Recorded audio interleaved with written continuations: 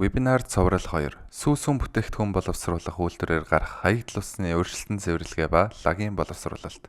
Уг вебинар цувралын агуулгыг авч үзвэл үйлдвэрийн бүлэг ба ангилал, түүний дотор сүүсүүн бүтээгдэхүүн боловсруулах үйлдвэрийн хаягдл усны хэмжээ ба бохирдлын ачаалалд эзлэх хувь хэмжээ, сүүсүүн бүтээгдэхүүн боловсруулах үйлдвэрийн хаягдл усны шинж чанар, хаягдл усанд тавигдах стандарт шаардлагууд, хаягдл усны бохирдлын их усүр дээр бууруулах арга замууд, үйлдвэрийн хаягдл усны цэвэрлэгээний аргууд, анх дахь цэвэрлэгээний зорилго, хэрэглэгдэх технологийн талаар, хоёр дахь цэвэрлэгээ буюу биологийн цэвэрлэгээ, Улаанбаатар хотод үйл ажиллагаа явуулж буй үйлдвэрийн жишг тооцоо, хог хаягдл болон лагийн менежмент. Үйлдвэрийн хаягдл усанд тавигдах шинэ стандарт боловсруулах шаардлагатай урьдчилсан цэвэрлэгээний технологиг тодорхойлохын тулд үйлдвэрийн үйл ажиллагааны дараах бүлэг ангиллыг тогтоож өгсөн байна. Дэлгэцэн дээр харагдаж байгаагаар нийт 3 бүлэг 12 ангиллалд хувааж өгсөн байна.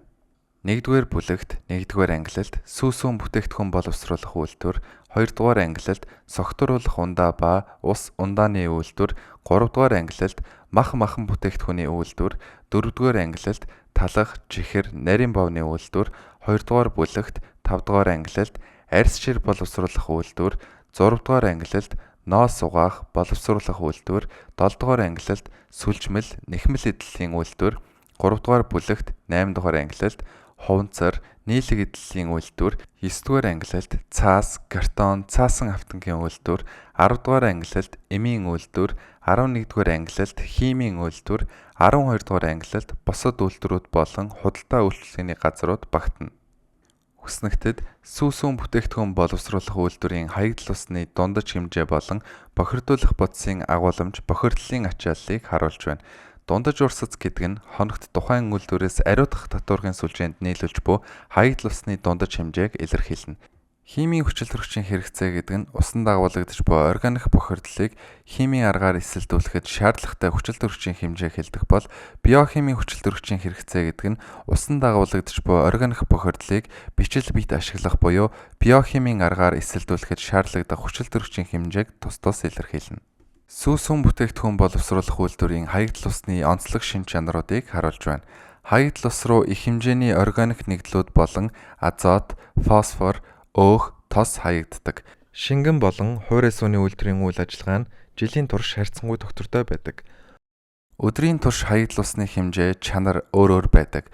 Бохирдлын онцлог нь азот, фосфор их хэмжээгээр агуулдаг ба ихэнх хэсэг нь усан дуустдаггүй хэлбэрээр байдаг. Цэвэрлэх, угаах, зайлах үйл ажиллагаанаас химийн бодис буюу угаалгын нунтаг, ариутгагч бодис хаягдл усанд нийлүүлэгддэг. Урьдчилсан цэвэрлэгээ нь хаягдл усны урсац, найрлагыг жигдрүүлэх, умбуур бодисыг зайлуулах, химийн хүчил төрөгчийн хэрэгцээ болон азотыг бууруулахад чиглэдэг. Бохирдлыг их усүр дээр нь урьдчилсан цэвэрлэгээ хийж бууруулах арга хэмжээнүүдийг танилцуулж байна.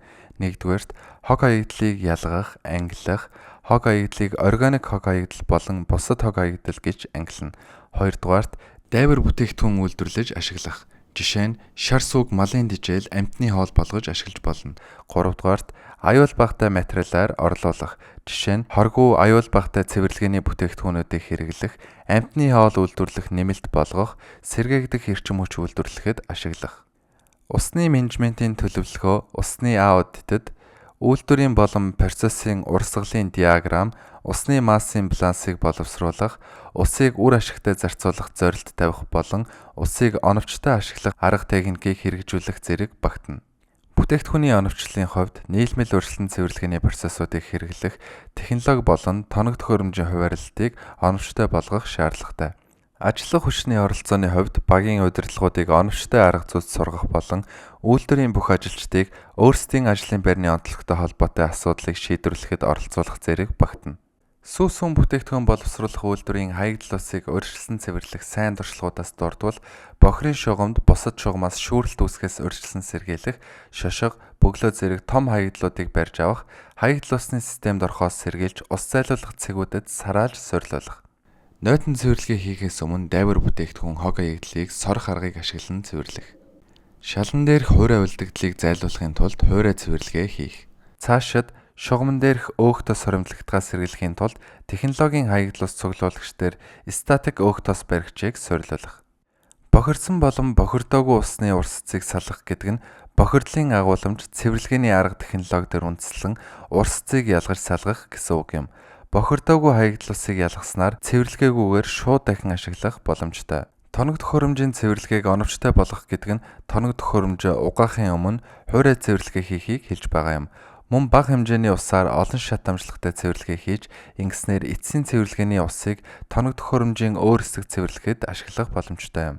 Хаягдал усны цэвэрлэгээний түвшин ба ариутгах татваргад нийлүүлэх чанарын стандартад үйлдвэрийн газрууд ариутгах татваргын төвлөрсөн сүлжээнд нийлүүлж буй хаягдал усны хэмжээ болон үйлдвэрийн ангиллаас хамаарч ялгаатай стандартыг дагаж мөрдөхөөр тусгаж өгсөн. Ахуйн хэрэглэнээс гарсан зөөврийн хаягдал ус хоногт 15 м3-ээс бага хаягдал ус гаргадаг үйлдвэрүүдийн хаягдал усанд ээлтэг түвшний цэвэрлэгээ хийж А хавсралтын А1 хүснэгтэд заасан стандартын шаардлагад нийцүүлэн ариутгах татваргын төвлөрсөн сүлжээнд нийлүүлнэ.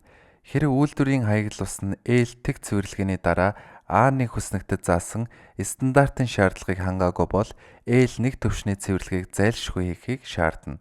Үйлдвэрээс хоногт гарах хаягдал усны хэмжээг үйлдвэрлэл явагдаж байх үед тогтооно. Зогсолт хийсэн хугацаа нь хаягдал усны эзэлхүүнийг бууруулах тул тооцоололд оруулахгүй. Хоногт 15 м3-ээс их хаягдал ус гардаг бол тухайн үйлдвэр L1 түвшний цэвэрлэгээ хийх шаардлагатай. Хоногт 240 м3-ээс их хаягдал ус гардаг бол тухайн үйлдвэр L2 түвшний цэвэрлэгээ хийх шаардлагатай. Хаягдал усны гаргалгааны шугам дээрх хаягдал усны тоолуураар бодит хэмжилт хийдэггүй тохиолдолд хаягдал усны эзэлхүүнийг хуульд заасны дагуу хангагч байгууллагатай байгуулсан гэрээ эрх бүхий байгууллагаар баталгаажсан тухайн үйлдвэрийн цэвэр усны тоолуурын заалтыг үндэслэн тооцно. Тухайн үйлдвэр нь өөрийн ангиллалд хамаарах цэвэрлэгээний байгууламжгүй бол хаягдал усыг L1 эсвэл L2 түвшний цэвэрлэх байгууламжид нийлүүлж цэвэрлэх шаардлагатай. Эрх бүхий байгууллагаас тусгаалan зааварчлаагүй бол ахуйн хаягдал ус энэ стандартын А хавсралтын А1 хүснэгтэд заасан шаардлагыг хангаж байгаа тохиолдолд хаягдал усаа урьдчилан цэвэрлэх үүргээс чөлөөлөгдөнө. Тэг 8, 12 дугаар ангиллал ашиглагч нь хоногт 15 м3-ээс их хэмжээтэй хаягдал ус зайлуулдаг бол А хавсралтын А1 хүснэгтийн шаардлагыг хангахуйц хаягдал ус гаргах урьдчилан цэвэрлэх байгууламжийг суйрлуулна. Ариутгах татваргын сүлжээнд нийлүүлэх ариутгах татваргын төвлөрсөн сүлжээний ашиглагчийн ангилал тус бүрийг хаягдал усны дах бохирдуулах бодисын зөвшөөрөгдөх дээд хэмжээ ба физик үзүүлэлтийн дээд хязгаарыг дараах хүснэгтэд үзүүлэв. Стандартын А хавсралтын А1 хүснэгтэд тэг ангиллалын норматив утга ахуйн болон доорх үйлдвэрийн 12 ангиллалд хамаарахгүй ариутгах татваргын төвлөрсөн сүлжээний хэрэглэгч үйлдвэр үйлчилгээний байгууллагууд аж ахуй нэгжүүдэд хамаарна. Харин 12 ангиллалд багтаж буй үйлдвэрийн хувьд А1 хүснэгтийн умбуур бодис, химийн хэрэгцээт хүчил төрөгч, биологийн хэрэгцээт хүчил төрөгч гэсэн үндсэн 3 үзүүлэлтээс босод үзүүлэлтийг норматив утгыг мөн дагаж мөрдөнө. Хүнсний үйлдвэрүүдийн хаягдал усанд тавигдах шаардлага стандартын А хавсралтын А2 хүснэгтэд өгөгдсөн ба ариутгах татваргын сүлжээнд нийлүүлж буй хаягдал усны хэмжээнээс хамаарч өөр стандартыг дагаж мөрдөнө. Сүүс сүм бүтээгдэхүүн боловсруулах үйлдвэр 240 м3-ээс их хаягдал ус ариутгах татваргын сүлжээнд нийлүүлдэг бол умбуур бодис 100 мг/л, биологийн хүчил төрөгчийн хэрэгцээ 200 мг/л, химийн хүчил төрөгчийн хэрэгцээ 300 мг/л гэсэн стандартыг хангасан хаягдал усыг нийлүүлнэ. Харин 240 м3-ээс бага хаягдал ус ариутгах татваргын сүлжээнд нийлүүлдэг бол умбуур бодис 300 мг/л, биологийн хүчил төрөгчийн хэрэгцээ 900 мг/л, химийн хүчил төрөгчийн хэрэгцээ 1500 мг/л гэсэн стандартыг хангасан хаягдал усыг нийлүүлнэ. Үйлдвэрийн хаягдал усыг урьдчилан цэвэрлэх процесс нь дараах үндсэн 3 үе шаттай явагдана. Төвшин тэгд, механик цэвэрлэгээ буюу сараалж, шүүр, өөх тос зайлуулагч, тунгаагуур зэрэг цэвэрлэгээний аргууд багтана. Төвшин 1-д физик химийн цэвэрлэгээ буюу коагуляц, фолликуляц, фолитаз эсвэл анхдагч тунгаагуур. Төвшин 2-д агаартай буюу агааргүй орчны биологийн цэвэрлэгээ, 2-дагч тунгаагуур эсвэл фолитаз зэрэг цэвэрлэгээний аргууд багтана. Нэмэлтээр хаягдал усаа дахин ашиглах шаардлагатай бол 3 дугаар төвчний цэвэрлэгээг хийж болно. Төвшин 3-д диск шүүлтүүр, картридж шүүлтүүр, идэвхжүүлсэн нүүрс, эсрэг осмос, ультра шүүлтүүр зэрэг аргуудыг ашигладаг. Үйлдвэрийн хаягдал ус цэвэрлэгээний аргыг үндсэндээ 3 хувааж болно. Үүнд биохимийн арга, физикийн арга, химийн арга эдгээр цэвэрлэгээний аргуудыг ашиглан хаягдал усны дэх гол бохирдуулах бодисыг зайлуулдаг ба бохирдуулагчдыг ерөнхийд нь органик ба органик бус, нэгдэл, эсвэл усанд уусдаггүй ба коллоид гэж ангилдаг. Био задралд ордог органик бохирдуулагчдыг усанд уусдаг бол биологийн цэвэрлэгээгээр, коллоид бол коагуляц, фолликуляцийн аргаар, харин усанд уусдаггүй бол тунгаагуур, флотац болон шүүл түрээр цэвэрлэдэг. Био задралд ордоггүй органик бохирдуулагчдыг биологийн цэвэрлэгээгээр зайлуулах боломжгүй ба харин химийн эсэлдүүлэх болон адсорбцийн аргаар цэвэрлэдэг. Органик бус бохирдуулагч буюу азот, фосфор, хүхрийг биологийн аргаар цэвэрлэх ба нитрификац, денитификац болон фосфорыг зайлуулах процессуудаас бүрддэг. Мөн адсорбц болон ион солилцооны аргуудыг органик бус бохирдлыг цэвэрлэхэд ашигладаг. Сармагжуулах, редокс, тунцжуулах, коагуляц, фолликуляц зэрэг химийн аргуудыг хаягдал усны шинж чанараас хамааран нэмэлтээр ашиглаж болно. Хаягдал усны цэвэрлэгээний төрлүүдийг зориултыг дэлгэцэнд харуулж байна. Анхдагч цэвэрлэгээ нь тоног төхөөрөмжийн үйл ажиллагаанд гэмтэл учруулж болзошгүй том хэмжээний бохирдуулагчийг зайлуулах зорилттой бөгөөд гол төлөв физикийн процессууд байдаг. Мөн хаягдал усыг дараагийн шатанд цэвэрлэгээнд бэлдэж өгдөг. Хоёр дахь цэвэрлэгээ нь цэвэрлэгээний процессын үндсэн хэсэг буюу биологийн цэвэрлэгээний шат юм. Органик нэгдлүүд азот, фосфор зэрэг гол бохирдуулагчийг зайлуулах зорилттой. Гурав дахь цэвэрлэгээ нь цэвэрлэгээний эцсийн шат бөгөөд цэвэрлсэн хаягдал усаа дахин ашиглах эсвэл байгальд нийлүүлэх зорилттой физик ба химийн процесс юм. Анх дахь цэвэрлэгээний механик төхөөрөмж, шугам хоолойг бөглөрөх, гэмтгээс хамгаалах, биологийн цэвэрлэгээний үр дүнтэй үйл ажиллагааг хангах, биологийн цэвэрлэгээнд органик бохирдлын ачааллыг бууруулах, цэвэрлэх байгууламжийг хэд их ачаалттай ажиллахаас урьдчилан сэргийлэх зорилттой. Анх дахь цэвэрлэгээний шатанд дараах цэвэрлэгээний аргууд багтдаг. Үүнд сараалж шүүлтүүр, элс баригч, тунгаагуур, өөх тос баригч, саармагжуулагч, тунгаагуур, жигдрүүлэх сан. Та бүхэнд анх дахь цэвэрлэгээний тэг төвшөнд ашигладаг технологиудыг танилцуулж байна. Анх дахь цэвэрлэгээнд ашигладаг үндсэн технологи нь сараалж болон шигшүүр юм. Уг технологийн зорилго нь том ширхэгтэй хатуу хэсгүүдийг зайлуулах, тоног төхөөрөмжийг хамгаалахад оршдог. Үйлдвэрийн хаягдал усыг цэвэрлэхэд олон төрлийн сараалж төхөөрөмжүүдийг ашигладаг. Тухайлбал хаваас самгчтай сараалжийг том хэмжээтэй хатуу хоог хаягдлыг шүүж цэвэрлэхэд ашигладаг ба энэ нь гар болон автомат ажиллагаатай байж болно. Хүрдэн сараалж хатуу бодисыг салгахад нарийн тор эсвэл нүхтэй автан бүхий эргэдэг хүрд ашигладаг ба хаягдал ус барабан хүрдэн дундуур урсах үед хатуу бодисыг сараалжны гадаргуу дээр баригдаж дараа нь механик цэвэрлэгээний аргаар цэвэрлэнэ. Тухайн доног төхөөрөмжийн ажиллах зарчмыг дэлгэцээр харуулж байна. Элс баригч систем. Үйлдвэрийн хаягдал усны элс баригч систем нь ихэвчлэн хаягдал уснаас элс шорог салгах, зайлуулах төрөл бүрийн механизмтай байдаг. Энгийн сараалж эсвэл флотатор системийг ашигласан илүү дэвшилтэт систем гэх мэт хэд хэдэн төрлийн процесс байдаг. Элс баригч системийн үндсэн ажиллах зарчим нь хүндийн хүчийг салгах хүч болгон ашигладаг юм. Өөх тос баригч буюу хамагч нь хаягдал уснаас өөх тосыг салгаж ялгах зорилттой. Энэ нь бөглөрөл болон бусад асуудал үүсэж болзошгүй өөх тосыг ариутгах татваргын сүлжээнд орохоос өмнө сэргийлдэг. Өөх тос баригч хамагчийг ажиллах зарчимд ихэвчлэн дараах үйл ажиллагааг багтаадаг. Өөх тос зайлуулагч. Өдөөгдсөн агаарын флотац.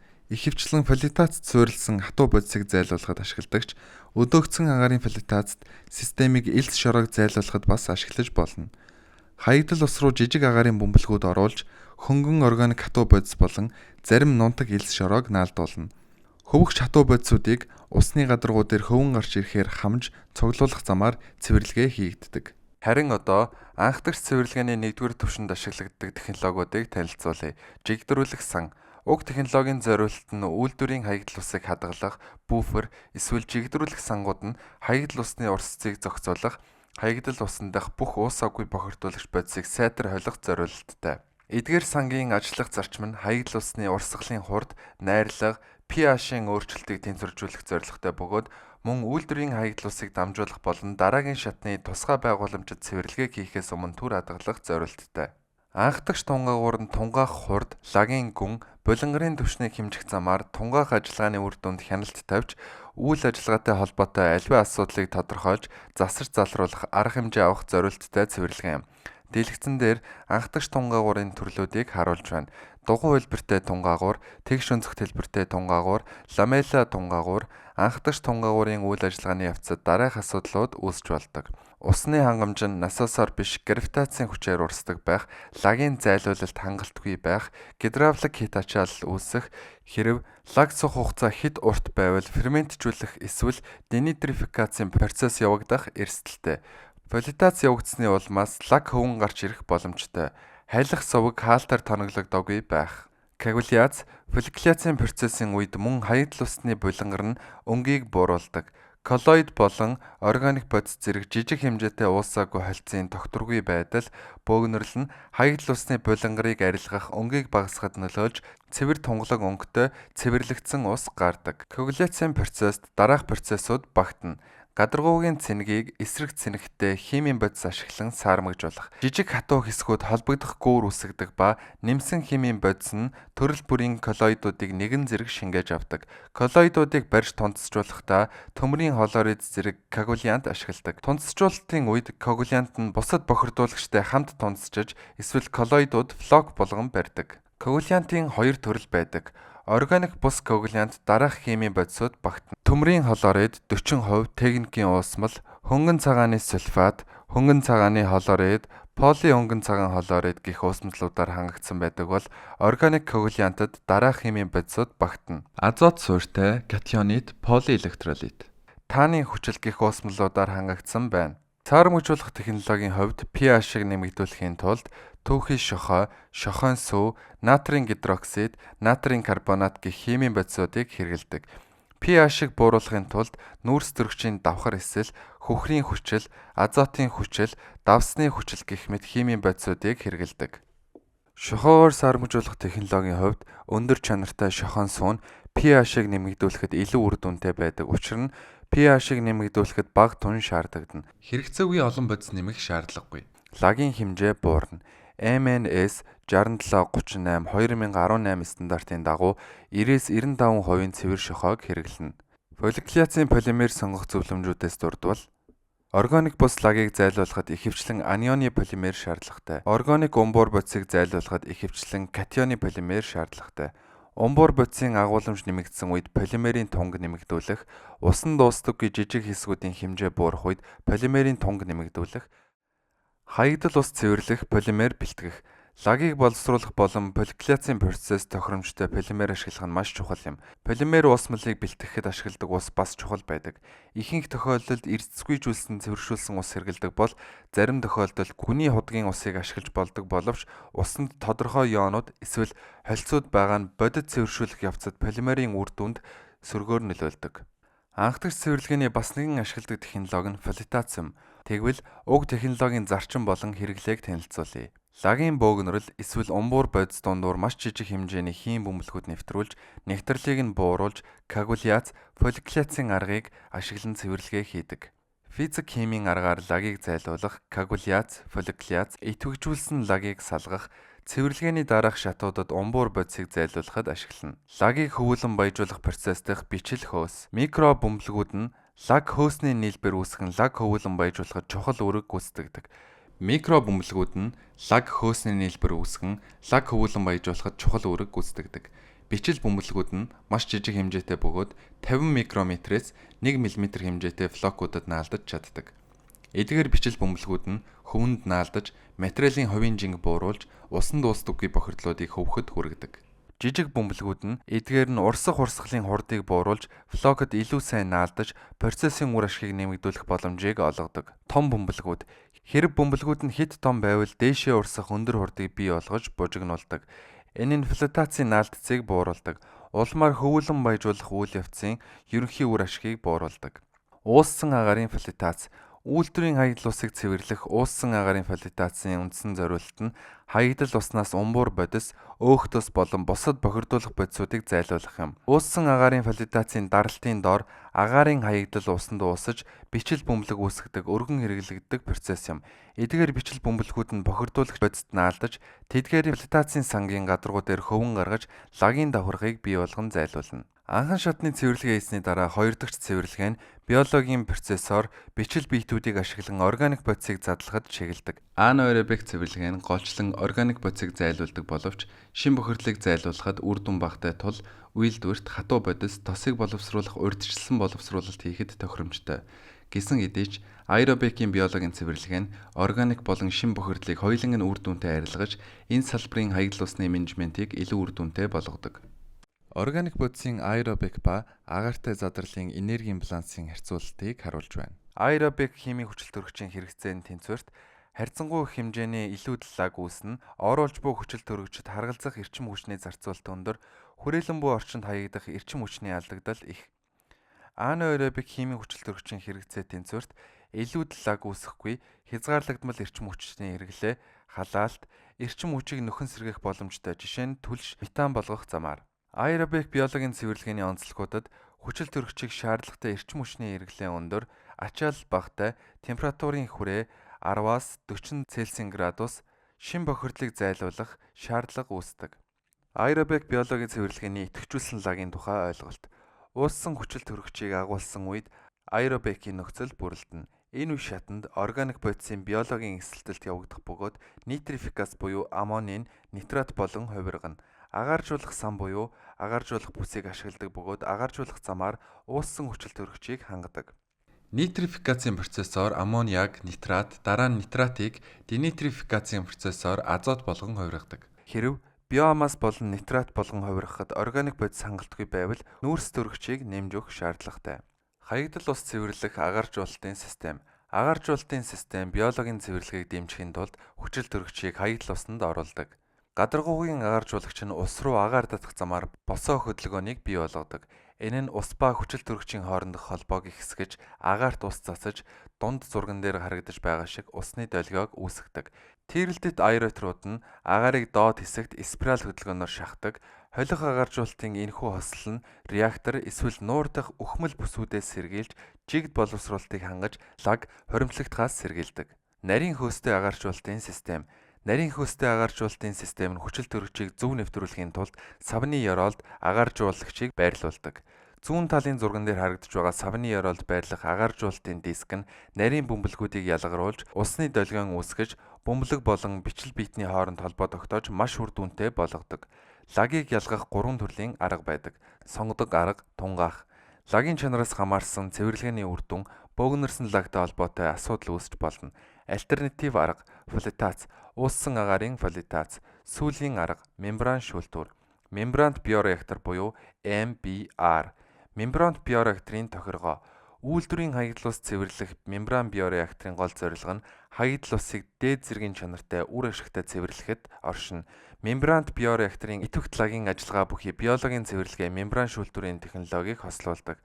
Мембран биореактор нь ажиллах зарчмын хувьд идэвхт лагийн ажиллагаа биологийн цэвэрлэгийг мембран шүүлтүүрийн технологитой хослуулах явдал юм.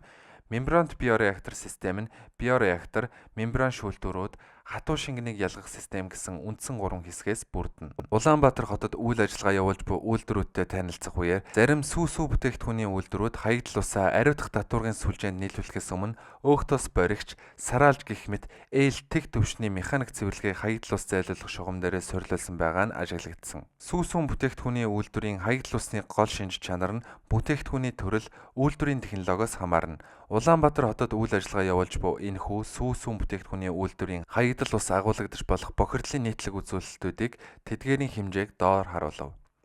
Дэлгэцээр хаягдл усны хэмжээ болон бохирдлын ачааллыг тоо мэдээллээр гаргаж ирсэн байна. Сүүсүн бүтээгдэхүүний үйлдвэрийн хаягдл усны хэмжээ хоногт 200 м3-ээс их байна. Иймд тухайн үйлдвэрийн хаягдл усыг биологийн аргаар цэвэрлэх ээлтэг, ээлнэг, eel2 төвшний цэвэрлэгээ шаардлагатай. Хөрөнгө оруулалтын зардлын тооцоог задлж үзвэл инженерийн байгууламж шинээр суурилах шаардлагатай эсхээс хамаарч хөрөнгө оруулалтын зардлыг дунджаар 2,000-аас 6,000 $, метр куб гэж тооцох боломжтой. Энэ төрлийн үйлдвэрийн байгууламжийн зардлын жишээг энд үзүүлв. Нийт хөрөнгө оруулалтын зардалд тээвэрлэлт, угсралт, цахилгаан, багаж хэрэгсэл, судалгаа, мөн хяналт тавих, туршилт, тохируулга хийх ажилтнуудын зардал багтсан байх ёстой. Үйл ажиллагааны зардлын жишг тооцоог харуулв. Хог хаягдал, лагийн менежментийн хувьд хог хаягдал лаг гэдэгт тунгаагуур, коагуляц, фолликуляц, флотац, биологийн лагийн үүссэн хатуу үлдэгдлийг ойлгоно. Урьдчилан цэвэрлэх байгууламжийн үр ашигтай ажиллагааг хангахын тулд тусдаа хог боловсруулах компанитай хамтран ажиллаж хаягдлыг тогтмол зайлуулж байх шаардлагатай.